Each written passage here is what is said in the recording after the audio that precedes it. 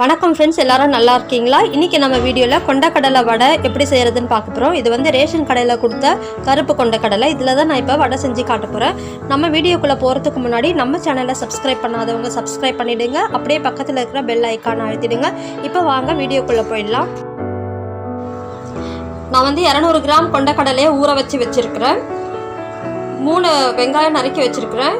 2 பச்சை மிளகா, கொஞ்சம் கருவேப்பிலை பொடியாக நறுக்கி வச்சுருக்கிறேன்.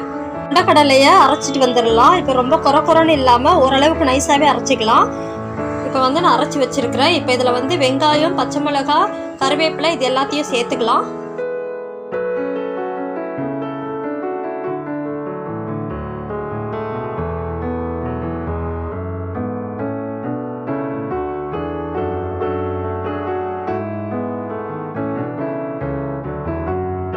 தேவையான அளவு உப்பு சேர்த்துக்கிறேன். இப்போ இது எல்லாத்தையும் சேர்த்து நல்லா கலந்து விட்டுறலாம். இப்போ இதை நல்லா கலந்து வச்சாச்சு. இப்போ இதிலேருந்து கொஞ்சமாக எடுத்து உருண்டையாக உருட்டிக்கிட்டு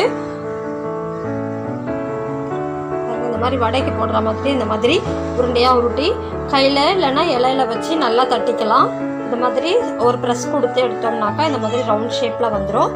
இப்போ இதை எண்ணெய் ஆல்ரெடி நான் காய வச்சுருக்கேன். இதை போட்டு பொரிச்சு எடுத்துக்கிறேன். இதே மாதிரி எல்லா வடையும் போட்டுக்கலாம். இந்த ரேஷன் கொண்டக்கடலை வச்சு நான் ஏற்கனவே நிறைய வீடியோஸ் போட்டிருக்கேன். அதெல்லாம் பார்க்காதவங்க போய் பாருங்கள். டிஸ்கிரிப்ஷனில் லிங்க் கொடுக்குறேன், போய் பாருங்கள்.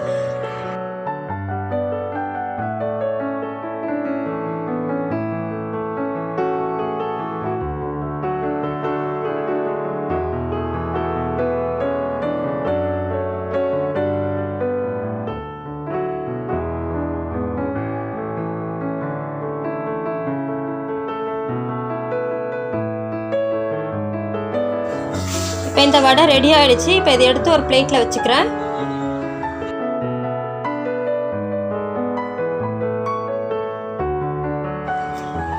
நீங்களும் இதே மாதிரி கொண்டக்கடலை வச்சு வடை செஞ்சு பாருங்கள், ட்ரை பண்ணி பாருங்கள். சூப்பராக இருக்கும், கிறிஸ்பியாக இருக்கும், டேஸ்டியாகவும் இருக்கும். உங்கள் ஃப்ரெண்ட்ஸ்க்கெலாம் ஷேர் பண்ணி விடுங்க.